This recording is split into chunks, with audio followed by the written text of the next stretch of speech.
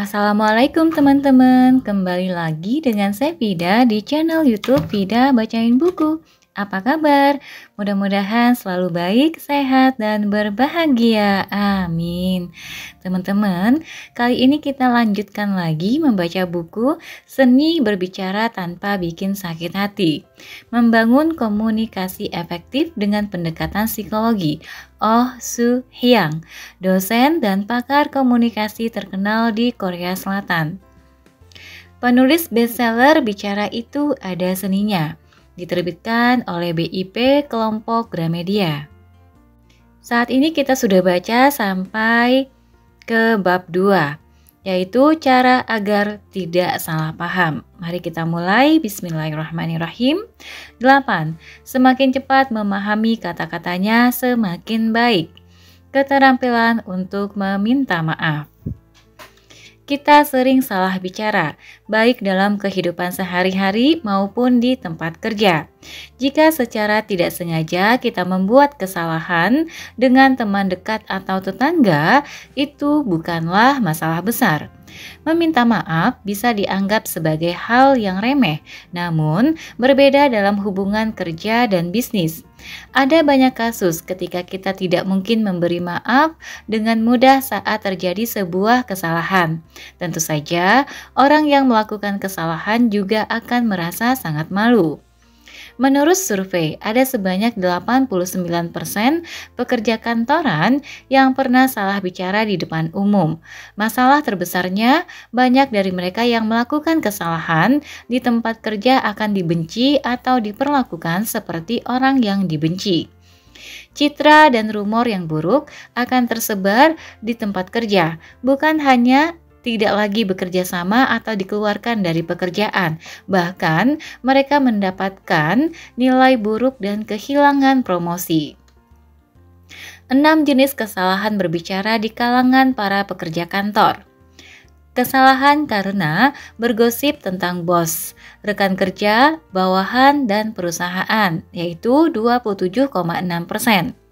Kemudian, kesalahan karena penggunaan kata yang salah, 26,5%. Lalu, kesalahan dalam penamaan, 15,7%.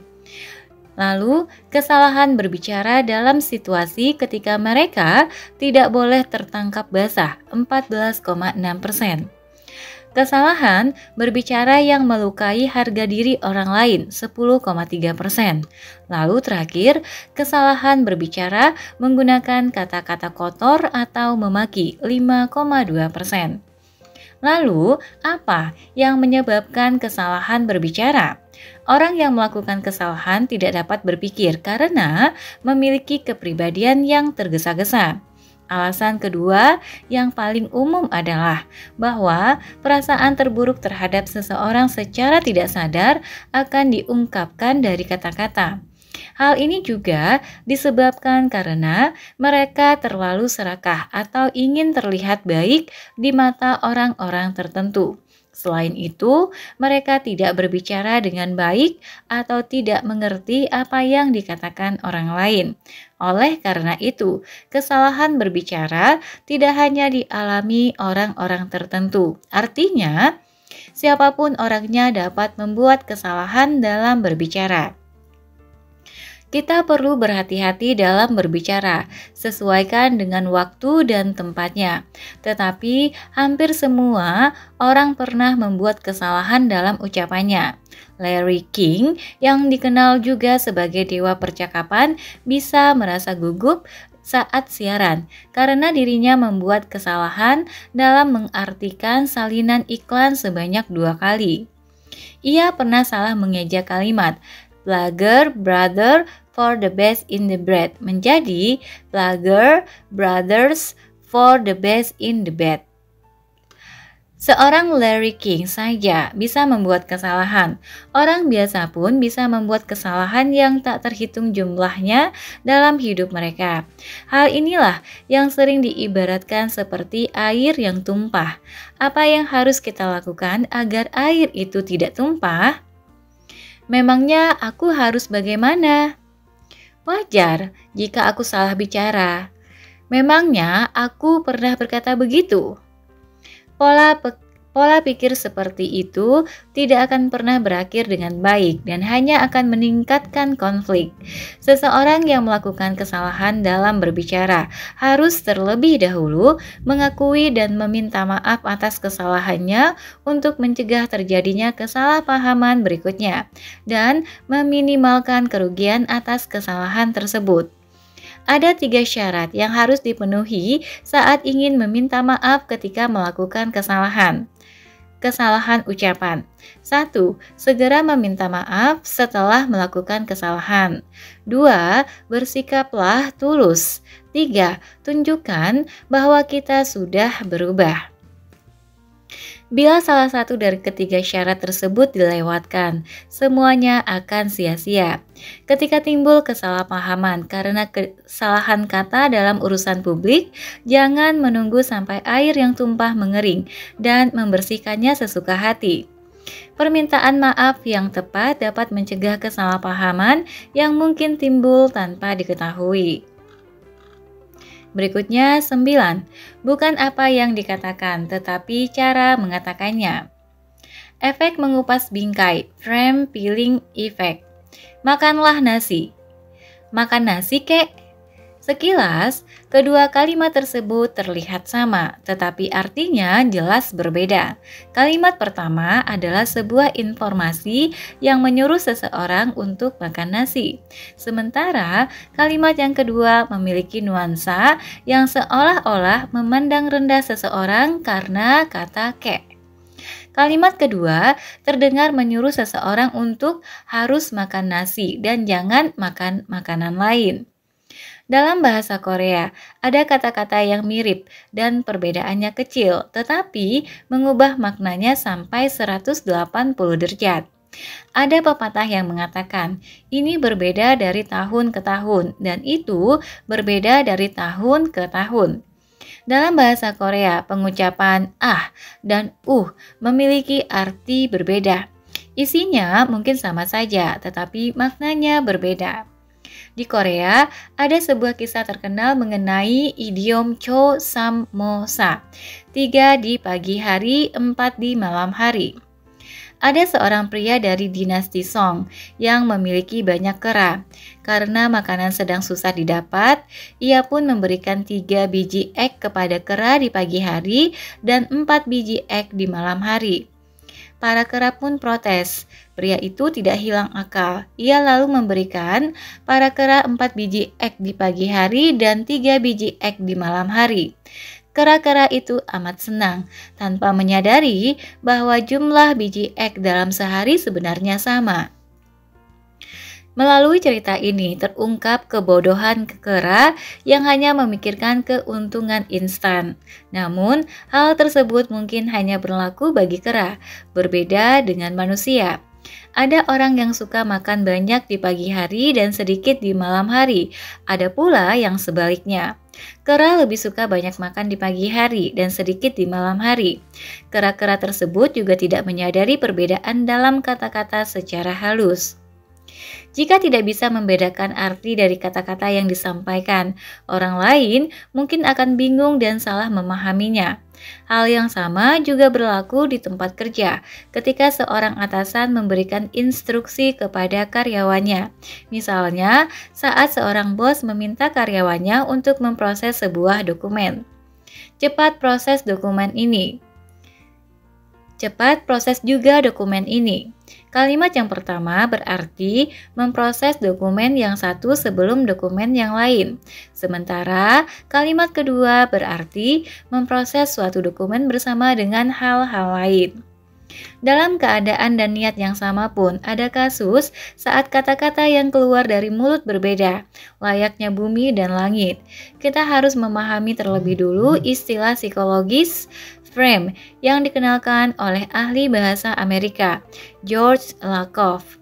Istilah tersebut menafsirkan suatu objek atau peristiwa, mungkin saja situasi dan niatnya sama, tetapi setiap orang berbicara dengan cara yang berbeda-beda, tergantung pada metode interpretasinya. Kata yang berarti berbeda, dan yang juga berarti berbeda masuk dalam istilah ini. Ada sepasang kekasih yang baru saja berkencan. Saat mereka berdua sedang berbicara, sang wanita mengatakan bahwa ada yang aneh dengan kakinya. Dalam hal ini, sang pria dapat berbicara dengan dua situasi. Sebaiknya jangan pakai rok karena tidak enak dilihat. Kalau pakai celana jeans, pinggulmu terlihat bagus. Apapun niat pria itu, perbedaan jawabannya sangat mencolok. Jika mendengar kalimat pertama, sang wanita pasti akan marah. Sementara jika mendengar kalimat kedua, sang wanita mungkin akan bereaksi sedikit lebih baik dan memperhatikan maksud dari kata-kata sang pria. Kesimpulan dari kalimat pertama membingkai kaki wanita, sedangkan kalimat yang kedua membingkai pinggul cantik wanita itu. Akibatnya apa? Kalimat kedua lah yang bisa diterima tanpa menimbulkan kesalahpahaman. Oleh karena itu, karakteristik bahasa Korea dan kerangka psikologis ungkapan berbeda dengan hal tersebut sangat memengaruhi situasi dan hubungan.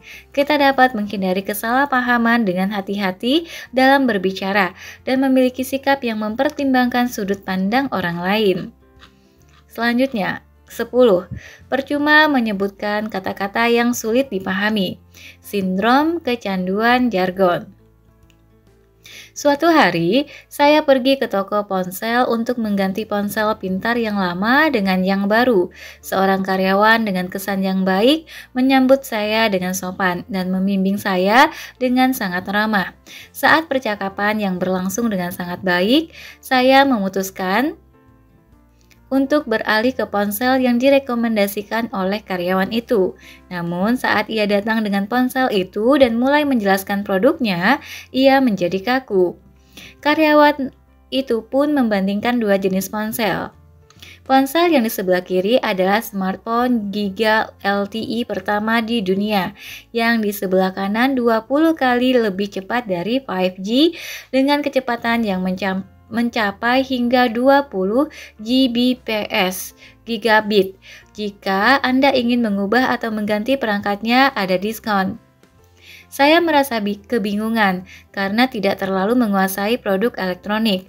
Saya pun tidak mengerti apa yang ia katakan sehingga mencoba untuk membaca buku manualnya. Namun ternyata sama saja, saya tidak mengerti hampir semua isinya. Ponsel pintar adalah produk komunikasi populer yang dimiliki oleh sebagian besar masyarakat, mulai dari orang dewasa hingga pelajar sekolah dasar. Oleh karena itu, karyawan dealer seharusnya menjelaskan produk dengan mudah. Dengan begitu, siapapun dapat memilih produk yang diinginkan dengan tepat. Stafnya memang ramah, tetapi poin ini dapat dengan mudah diabaikan. Hari itu saya jadi kehilangan minat untuk membeli ponsel pintar yang baru. Ada seseorang yang baru saja mulai bekerja sebagai presenter. Ia lulusan sekolah di luar negeri, pandai berbicara, serta memiliki penampilan yang menawan. Ia mendapatkan harapan dari orang-orang di industri tersebut kalau dirinya akan berhasil sebagai presenter profesional. Namun, ia mengalami kesulitan yang tak terduga. Saya fasih berbahasa Inggris dan sangat bersemangat untuk memberikan presentasi, tetapi reaksi penonton tidak sebaik yang saya harapkan. Setelah berbincang sebentar dengannya, saya menemukan penyebabnya. Ada banyak nada bahasa Inggris dalam pengucapannya.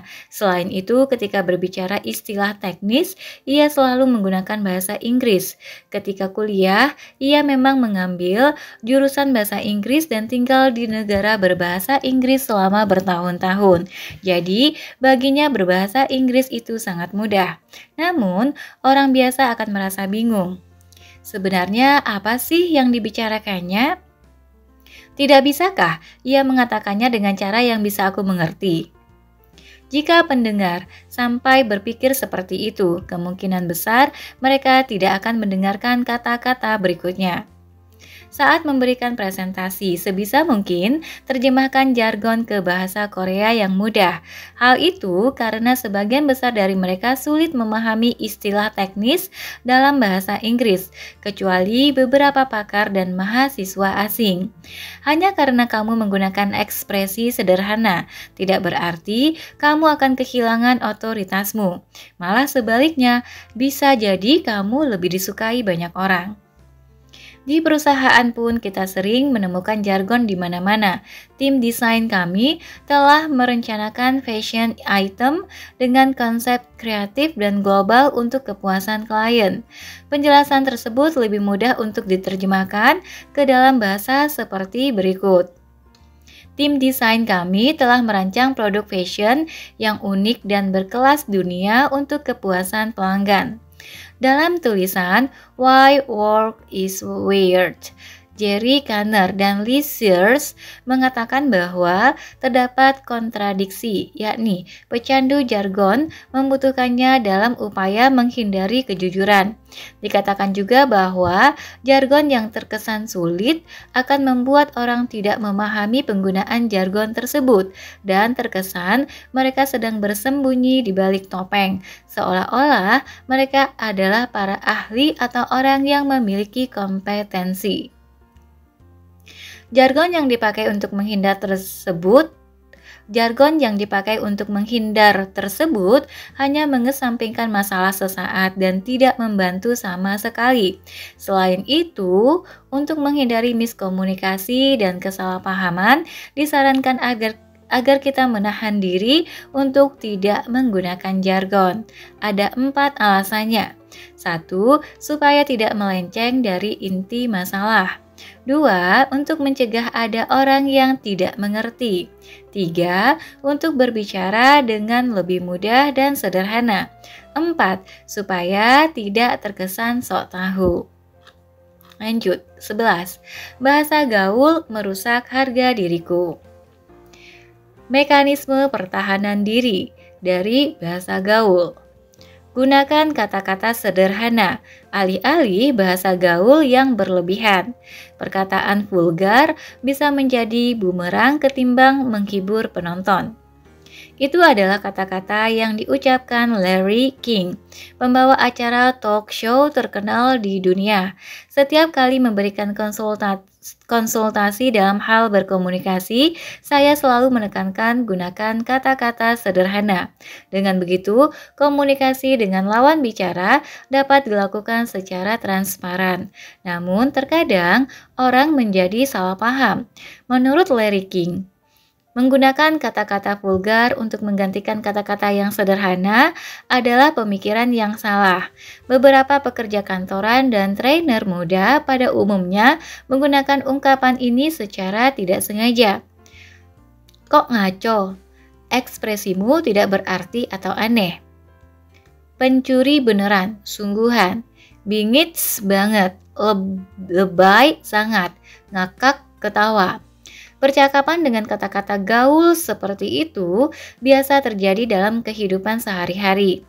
Memang percakapannya jadi berkesan ringan, tetapi sebaiknya tidak digunakan kecuali kita sudah akrab. Walaupun beberapa dari audiens sudah akrab dengan kita, jangan membawa-bawa orang lain dengan berbicara gaul dengan mereka juga. Jika kita menggunakan bahasa gaul, sementara orang yang ditemui tidak suka, percakapan kita bisa jadi tidak nyaman. Saya benar-benar tidak menggunakan bahasa gaul dalam percakapan. Satu-satunya pengecualian untuk menggunakan bahasa gaul adalah ketika saya mencoba menghibur audiens dalam sebuah kuliah. Selain itu, saya tidak pernah menggunakan bahasa gaul. Hal ini untuk menjaga kredibilitas saya sebagai seorang pakar komunikasi.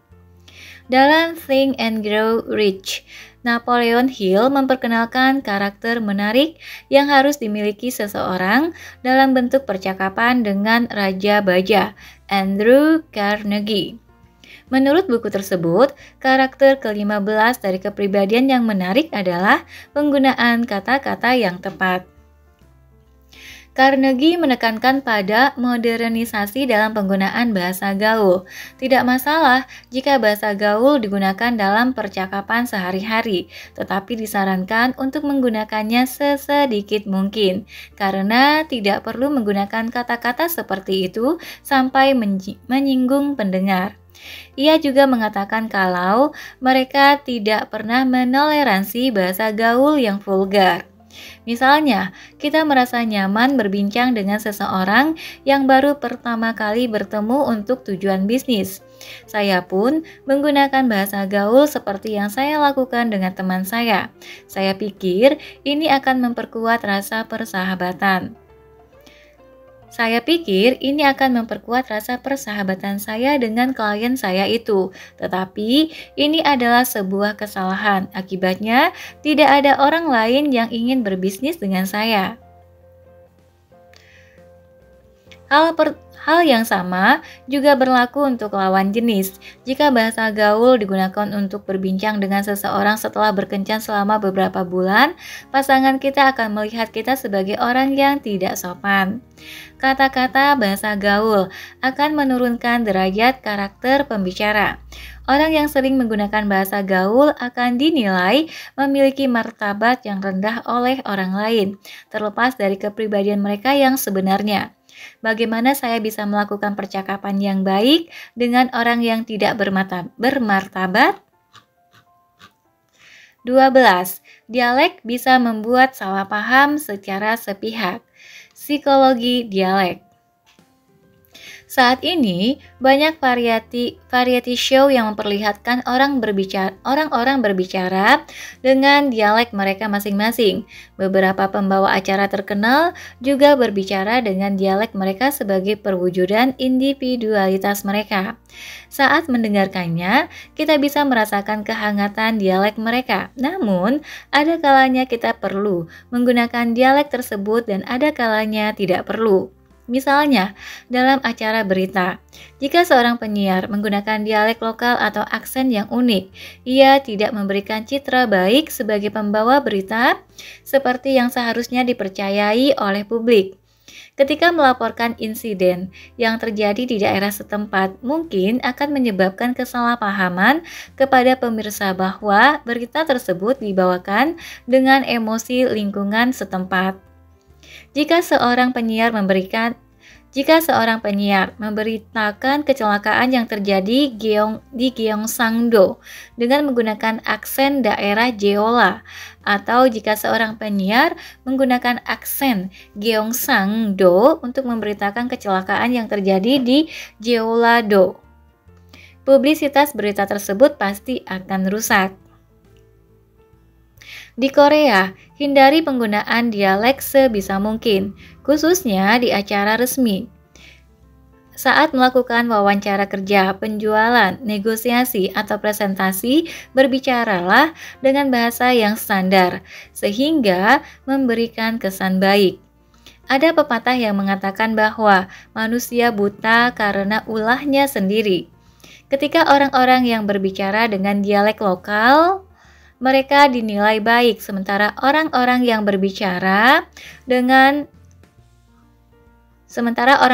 berbicara dengan dialek lokal lainnya akan dinilai tidak baik.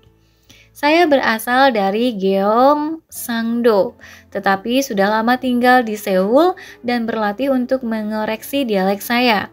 Sekarang, nada suara saya ketika berbicara tidak menunjukkan dialek daerah. Khususnya jika kita menggunakan dialek yang sulit dipahami dan memiliki intonasi yang kuat, masalah komunikasi akan mudah timbul. Suatu hari, ada pertemuan dengan trainer dari seluruh negeri. Ketika memejamkan mata, saya bisa mendengar dialek dan aksen lokal di seluruh ruangan. Di antara mereka, ada seorang trainer baru yang berbicara dengan dialek yang kuat. Dialek yang ditekan itulah yang menjadi masalah. Suatu kali, dosen itu bercakap-cakap dengan seorang dosen dari Seoul. Tiba-tiba, dosen dari Seoul itu marah besar. Trainer baru tersebut terus berbicara dengan dialeknya sehingga selalu menimbulkan kesalahpahaman dengan pihak lain. Apakah sejak awal Anda berbicara kasar kepada saya?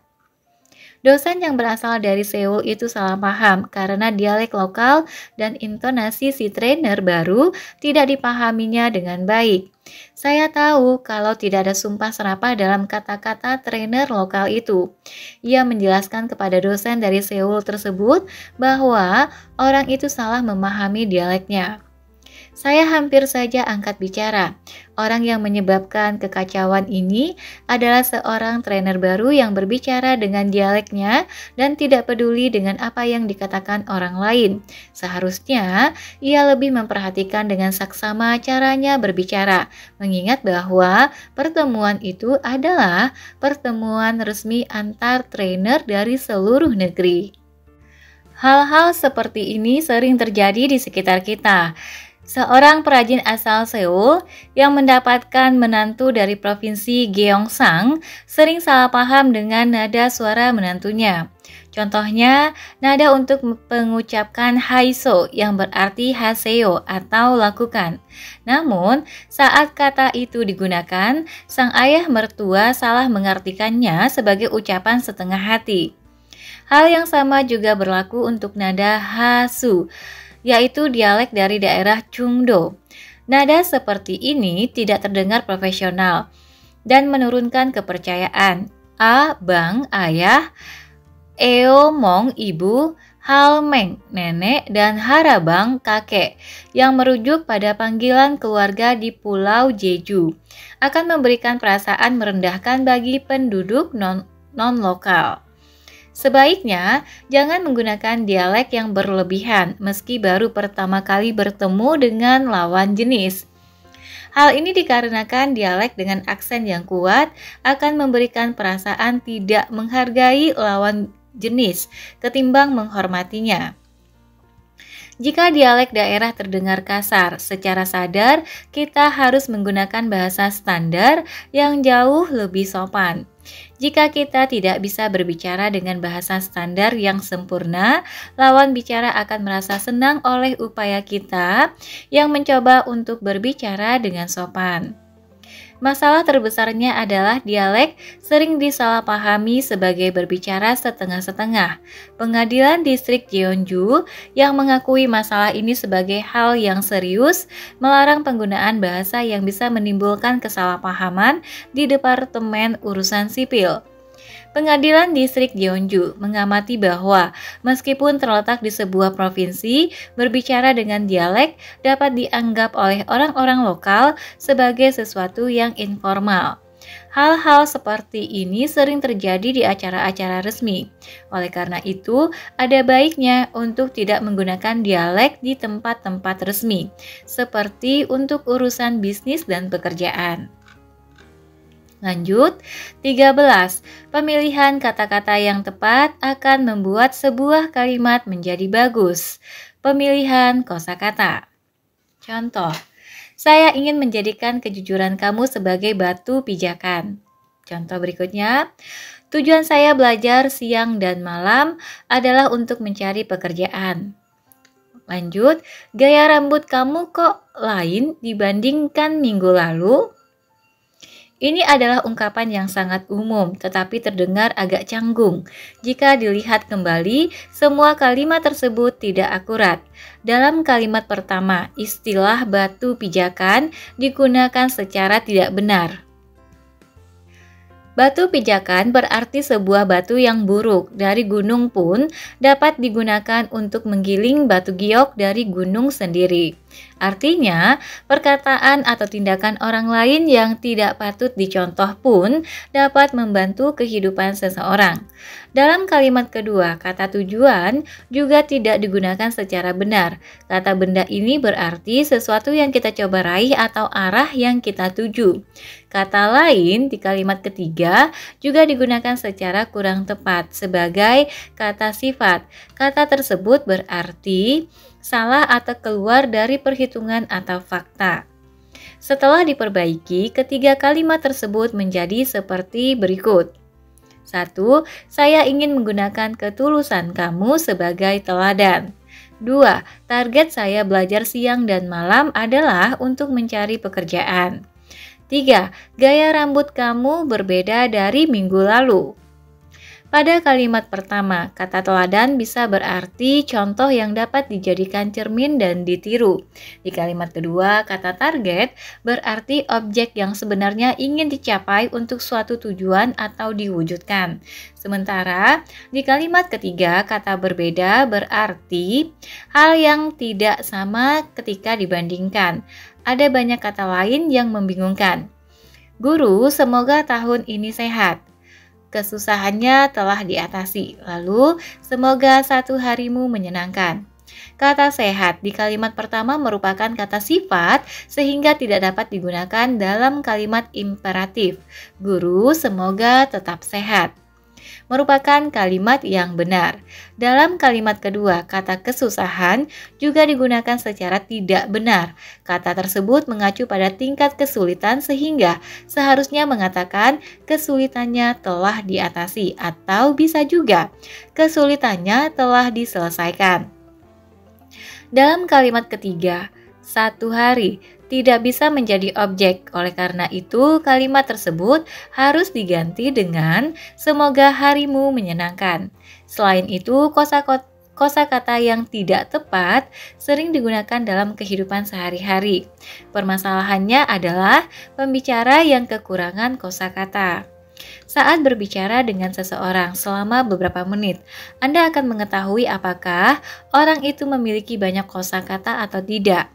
Siapapun bisa menggunakan kosakata yang tepat dengan banyak membaca koran dan buku di waktu luang mereka. Selanjutnya, semakin tinggi tingkat pendidikan, semakin tinggi pula tingkat budaya dan perbendaharaan kosakatanya. Namun, masih banyak orang yang lalai untuk menambah perbendaharaan kata dan tidak menyadari kekurangannya tersebut. Ketika bertemu dengan orang seperti itu, saya merasa cukup frustasi, sama seperti berurusan dengan seorang anak yang baru mulai belajar berbicara. Tentu saja, orang tersebut terkesan tidak bagus. Ada orang yang mengucapkan kata-kata berikut ini ratusan kali dalam sehari. Loh, oh ya, oke. Daripada mengucapkan kata-kata singkat yang mampu menimbulkan kesalahpahaman tersebut, lebih baik menggunakan beraneka ragam kata-kata lainnya. Contohnya, daripada menggunakan kata loh, lebih baik astaga atau begitu. Daripada berkata oh ya, lebih baik kamu serius. Daripada berkata oke, lebih baik berkata luar biasa atau itu keren. Bukankah lebih baik bagus demikian? Kosakata adalah budaya. Seseorang yang menggunakan banyak kata dengan benar akan terkesan berbudaya. Jika tidak, orang tersebut terkesan tidak berbudaya. Apakah kamu akan terus menggunakan kata-kata yang tidak akurat dan mengulangi kata-kata yang tidak jelas ketika berbicara dengan seseorang? Jika ya, kamu bisa dicap buta huruf. Oleh karena itu, wajar jika ada komunikasi yang gagal. Jika tidak ingin menimbulkan kesalahpahaman, kita perlu menggunakan kosakata secara akurat dan mempelajarinya. Lanjut, 14. Nada bicara yang bagus akan membuat kita disukai. Efek koreksi intonasi. Saya sering menghadiri presentasi mahasiswa dan mock interview.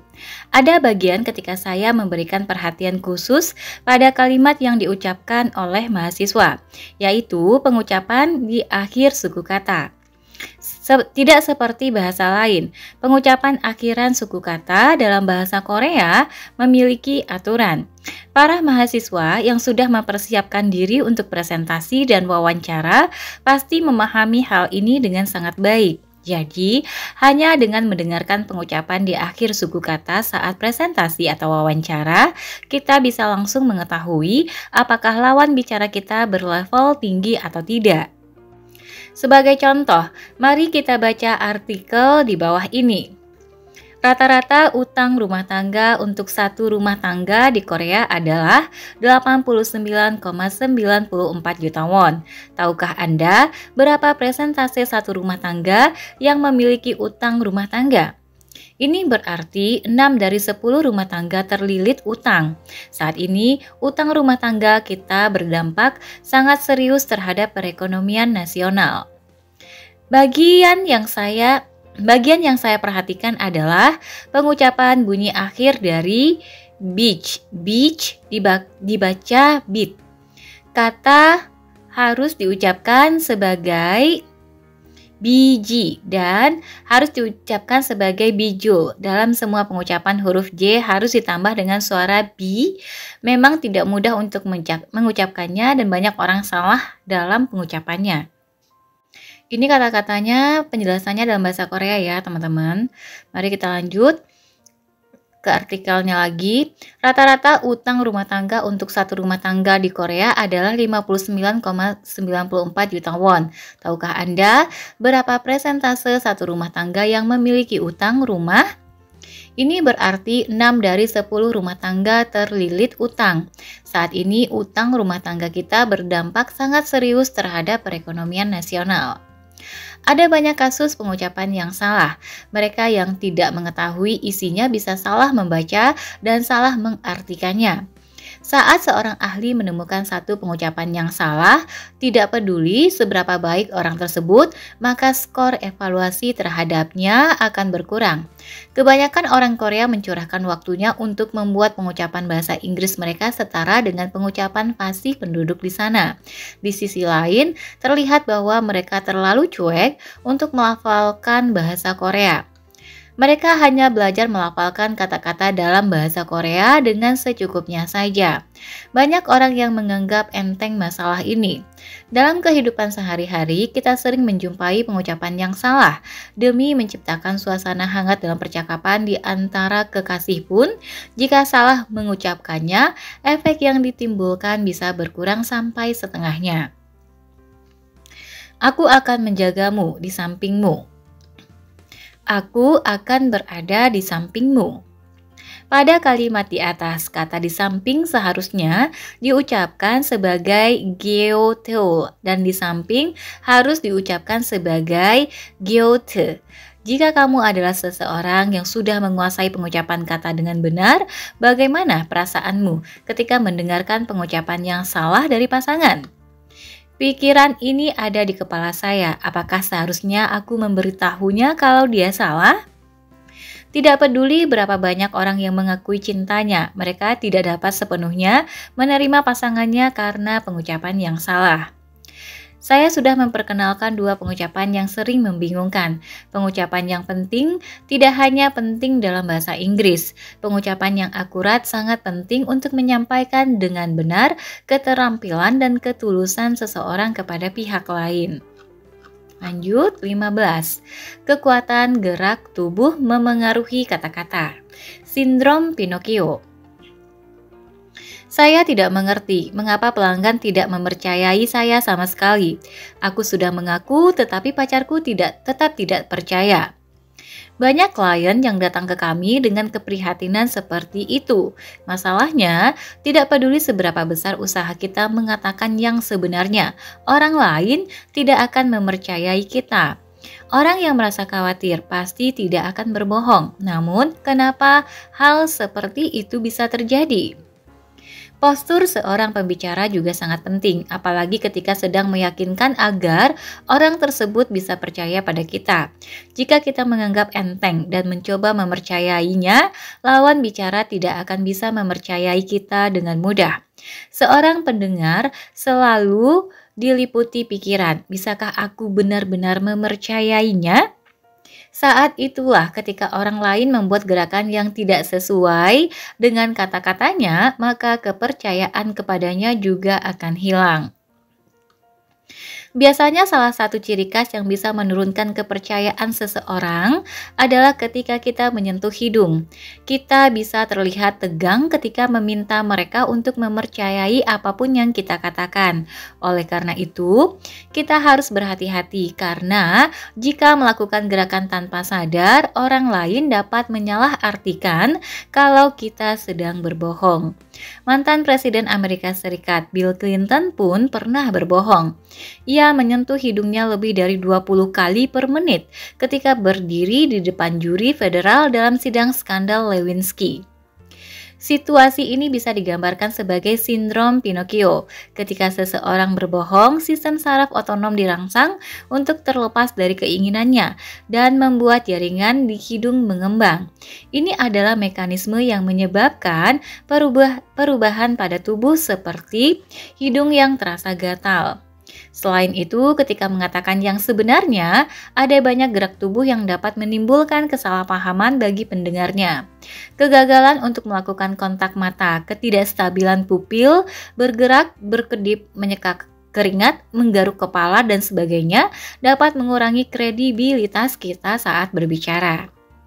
Secara umum, orang berpikir bahwa bahasa tubuh tidak terlalu penting dibandingkan dengan kata-kata. Namun, menurut seorang profesor antropologi di Temple University, Ray Birdwistle, hal tersebut berlaku kebalikannya, bahwa bahasa tubuh lebih berpengaruh daripada kata-kata. Tubuh berbicara lebih banyak daripada mulut yang berbicara. Hal yang sama juga berlaku untuk Steve Jobs, sang pakar presentasi. Ia tidak hanya fasih dalam berbicara, tetapi juga dalam gerak tubuh. Tujuan dari sebuah presentasi adalah meyakinkan audiens. Steve Jobs akan selalu mengulurkan telapak tangannya untuk menekankan kebenaran dari apa yang dikatakannya. Audiensi yang melihatnya merasakan tingkat kepercayaan yang tinggi dari kata-katanya sehingga berpikir untuk membeli ponsel pintar Apple. Para wiraniaga, trainer, dan penyelenggara acara yang pandai berbicara pun sering melakukan kesalahan. Jika bisa menahan diri dari 4 hal berikut, kata-kata kita dapat terdengar menarik bagi orang lain. 1. Memasukkan tangan ke dalam saku. Terkadang, dosen memasukkan tangannya ke saku saat memberikan kuliah. Tindakan tersebut mungkin terlihat keren karena penampilan seperti itu sering terlihat di film asing, tetapi tidak di Korea. Perilaku seperti itu akan memicu kewaspadaan. Tidak peduli seberapa tulus tindakan kita, lawan bicara kita akan berpikir seperti ini. Orang itu terlihat sombong. 2. Memainkan sesuatu. Perilaku ini sering terjadi saat kita merasa gugup atau kurang percaya diri. Contohnya, saat seorang pelanggan bertemu dengan salah satu wiraniaga di sebuah kafe. Namun, jika pemilik bisnis tersebut terus memainkan ponsel, laptop, atau kunci mobilnya, ia tidak akan mendapatkan kesan yang baik. Pelanggan tersebut akan berpikir seperti ini.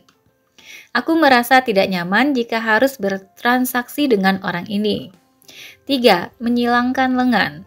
Gerakan ini bisa diartikan tidak menerima orang lain. Jika kita berbicara dengan seseorang dan orang tersebut menyilangkan tangannya secara tidak sadar, kita akan membela diri.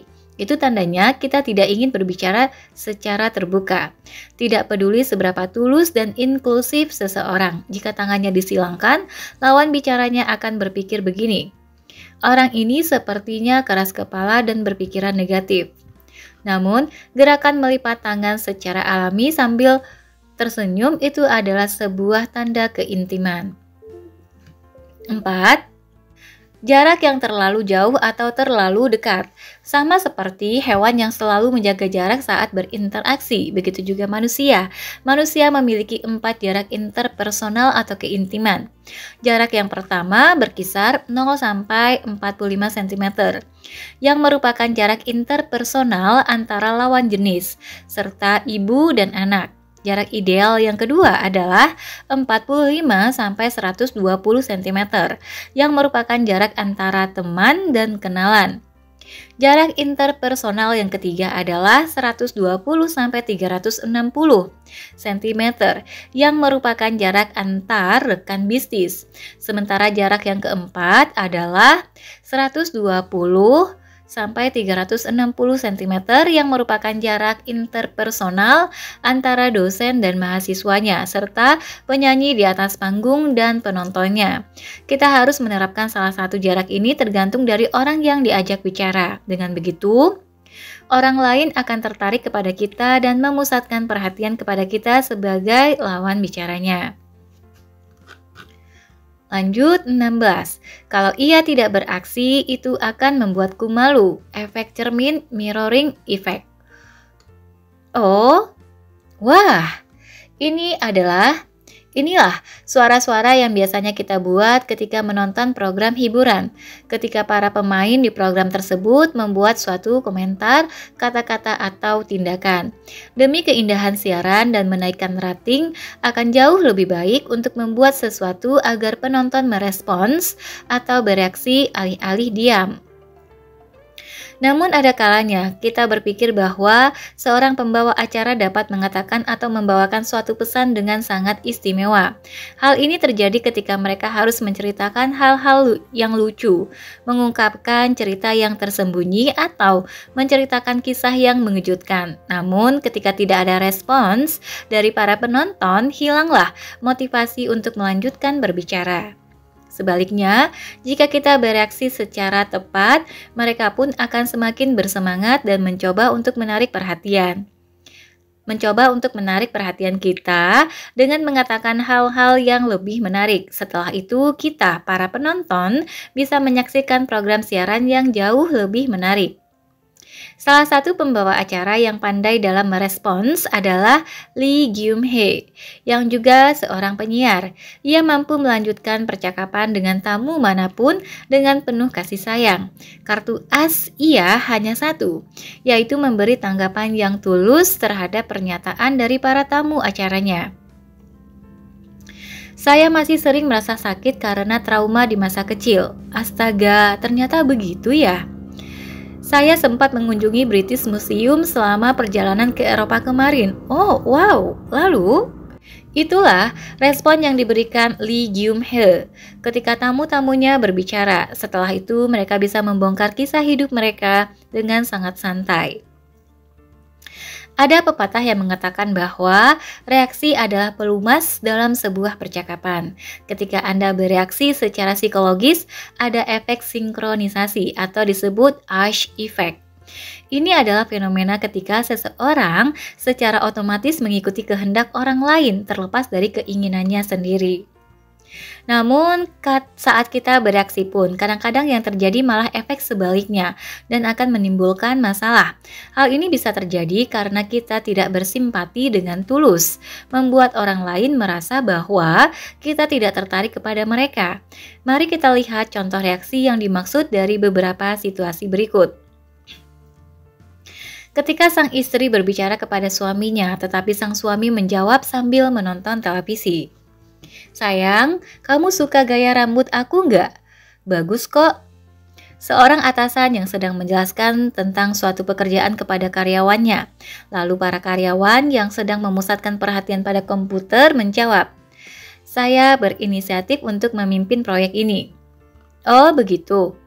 Di rumah sakit, seorang pengunjung mengeluh kepada perawat yang sedang bekerja.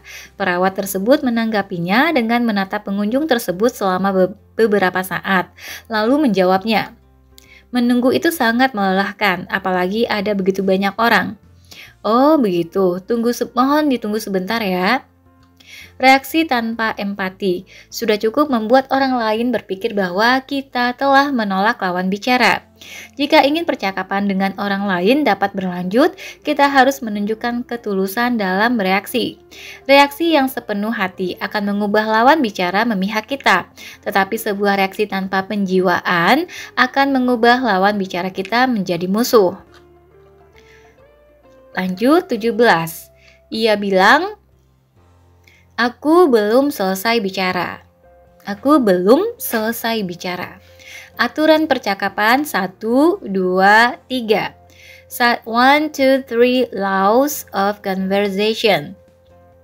Lanjut. Jika menonton siaran home shopping, kita pasti melihat ada banyak produk yang menarik. Oleh karena itu, tidak berlebihan jika pembawa acara yang memperkenalkan produk berkontribusi 80% dalam penjualan kepada konsumen. Di antara banyaknya siaran home shopping, saya menonton semua siaran yang dipandu oleh pembawa acara yang mampu menghasilkan penjualan ratusan miliar won. Saya mendengarkan dialog yang diucapkannya, kemudian memeriksa apapun yang perlu dipelajari dan apa yang perlu diperbaiki. Tidak semua orang bisa menjadi pembawa acara yang bisa menarik perhatian penonton. Terkadang mereka juga memiliki kekurangan. Cara mereka dalam memperkenalkan produk sangat baik, tetapi kesalahan mereka adalah ketika mencoba untuk menjelaskan produk sebanyak mungkin, sementara mereka dikejar oleh waktu yang terbatas. Biasanya ada 2 atau 3 pembawa acara yang muncul di sebuah acara. Di antara mereka, ada pembawa acara yang lebih berpengalaman akan memimpin acara tersebut. Pembawa acara yang lebih baru akan menjelaskan secara rinci sama persis seperti yang tertulis dalam naskah. Namun ada beberapa kasus ketika waktu siaran yang terlalu ketat, sang pembawa acara yang berpengalaman akan tiba-tiba memotong lalu berusaha mengakhiri acara tepat waktu. Contoh, produk baru musim dingin ini dirancang khusus agar kita tetap hangat seperti yang ada lihat di sini. Saya ingin memberitahu Anda bagaimana rasanya ketika mengenakan pakaian baru ini. Bahan baju ini terbuat dari bahan khusus, titik-titik. Percakapan tersebut tidak pernah terlontar dari seorang pembawa acara yang berpengalaman. Sebagai pembawa acara, ia berusaha untuk menyesuaikan waktu dengan baik. Namun yang lebih penting dari itu semua adalah sudut pandang penonton. Tidak ada yang suka melihat tuan rumah lain masuk sebelum satu pembawa acara selesai menjelaskan produk. Akibatnya, para penonton akan bereaksi negatif. Mengapa ia memotong pembicaraan? Tidak sopan. Ia belum selesai menjelaskan deskripsi produk. Mengapa tiba-tiba dipotong? Sudahlah, kita menonton siaran yang lain saja. Seorang pembawa acara yang berpengalaman dan pandai berbicara pun tidak bisa lepas dari penilaian penonton, apapun alasannya. Menyela atau memotong perkataan orang lain bukanlah sikap berkomunikasi yang baik. Hal yang sama juga berlaku dalam kehidupan sehari-hari dan di dunia kerja. Memotong atau menyela pembicaraan orang lain adalah kesalahan yang krusial. Ada juga yang mencoba memberikan berbagai alasan untuk menghentikan acara tepat waktu.